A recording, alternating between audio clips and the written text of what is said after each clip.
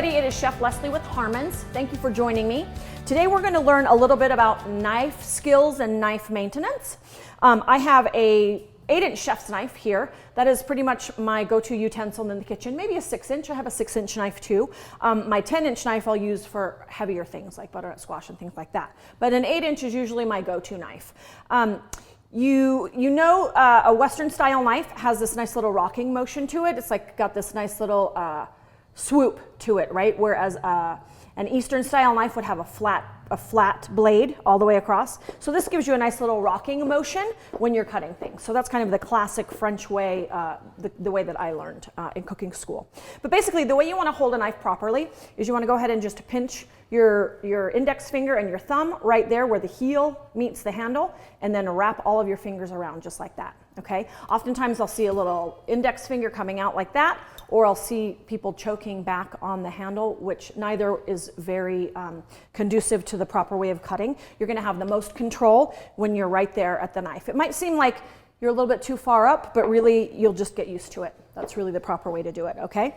So let's talk a little bit about knife maintenance really fast. You always want a nice sharp knife, okay? There's nothing worse than a dull knife. I would recommend that you also have a honing steel. Now this is usually a little bit stronger metal than what your knife is made of. So if you have a kit that you purchase a knife set, the honing steel will come with that. So rather than sharpening your knife, it's simply just bringing an already sharp edge back to its sharpest point, okay? Sharpening a knife actually will take the edge off of a knife and give it a new edge. So honing is something you should do whenever you remember it.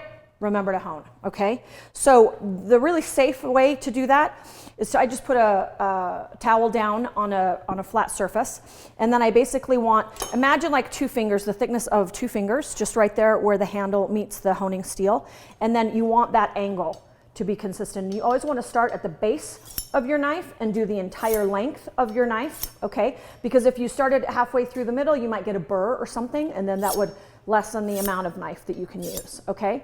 And you want to do it an equal number of times per side to simply get that edge a little sharp. Now, this is the way that I do it now, right? This is like the 2.0 version, but you should never really try this before you kind of start to do it this way, all right? That's kind of the safest way to do it. Now, this is going to look real freaky, but I know that my knife is really sharp if I can touch my thumbnail and it's kind of gritty, like it kind of snags a little bit. If I had a piece of paper, oh look, I have parchment right here. You will know if your knife is sharp by cutting into a piece of paper. So take your knife. That's pretty dang sharp, okay? A regular piece of paper would show if it had little jaggedy edges or something like that, you could continue to hone a couple more times, but that is a pretty darn great sharp knife, all right? So I'm gonna cut a couple of things today just to kind of show you some little tricks behind what I do. I've got some green onions here. I think they call them scallions on the East Coast? I think they do. I love to just take off the bare minimum, right? I got a lot of people who are like, whoa, hey, I just chopped. Don't waste that much onion. That's ridiculous, okay? That's dumb. I just want to cut these little guys off. And then in the recipe that I'm going to make here in a minute, I'm actually using the greens, the tops of these green onions. So I just want to trim the very tops off. And then what I like to do is cut these on the bias to make them a little bit more pretty. And this is also a really telltale indicator of whether you have a sharp knife or not, because you will get a daisy chain of green onions if your knife is not completely sharp. See how I'm just kind of rocking my knife back and forth. Now, this is pretty much 101 cutting, because 201 is me shuttling my product through my knife. Can you see that, how I kind of moved it this way versus me walking that way? So I've got just some nice broken up, there are a couple pieces, look at that. That's crazy. But for the most part, we've got some nice individual green onions, okay? So those are real pretty, and those are gonna go in our next recipe. Let me tell you a little bit about a shallot.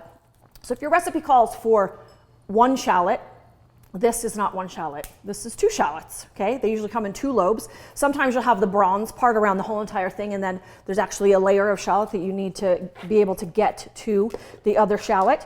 But what I like to do is make sure that you keep the root end on, whether it's an onion, whether it's a shallot, just keep that root end on because he's your friend, okay? We're gonna keep that. So the root end is here. I'm right-handed, so the root end is down here like 7 o'clock, and I'm gonna just cut off the top of my shallot, and I'm going to just cut off this bronze part, which is the skin. Now here's my thing. If you can't get to that whole peeling of that paper, I don't care if you just dive into that first layer and get that whole puppy off, you know. But there you go. Okay, so now I'm peeled and I have my little root end, okay? So what I want to do is I want to impale my onion, or my shallot in this case, with the tip of my knife. And I kind of want to go around the radius of the shallot. And I'm using my claw hand, or my other hand, to kind of guide. Now notice I'm not cutting through to the end of my shallot. I'm just kind of going around the length of it. So if I opened it up, you can see it's kind of fanned out, okay? So that's my first step. Now let's just say I wanted to dice it. So I'm going to dice. I'm going to use my little claw hand as my guide, and I'm just going to start to make tiny little slices. And I've kind of already got a nice dice going on here. The other thing that I do is I kind of take my pinky and my thumb and I kind of keep the shallot together. Because sometimes if you put a lot of pressure on the top, it can kind of make it flattened, and then you start to slide. Now sometimes you will start to slide toward the root end and maybe risk hurting your finger. So I just tilt it over onto its base, and I just kind of cut a little bit more at that until I get to have a safe base again, and then I'm going to just cut the rest. Now notice I'm using this little root end as a handle. Now I can just discard that, okay? So I'm going to go ahead and just put all of this. Whenever you have product on your board, you don't really want to scrape like that because your board will come off on your knife since it's so nice and sharp. Rather, go parallel to your board to kind of get everything off. You could use a bench scraper if you wanted to. In our knife skills classes, we often will use bench scrapers, but you can just use your hand. That's fine.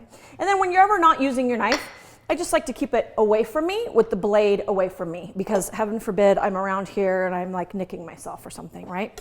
So just keep it out of your way. Last but not least, I want to show you a quick little trick.